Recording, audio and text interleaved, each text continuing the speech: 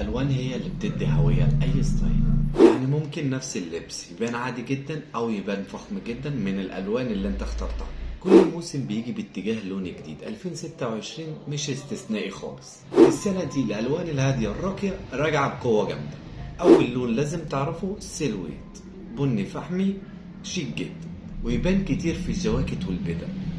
تاني لون هو الأزرق الكبري، أزرق بحر كده فريش للشباب، ده هيكسر الملل في أي لوك.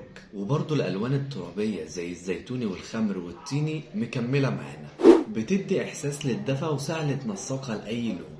خد بالك من قاعدة بسيطة، 60% لون أساسي و30% لون مساعد و10% لمسة بسيطة تكمل معاك اللبس. لو عملت كده أي لبس عندك هيبان شيك جدا.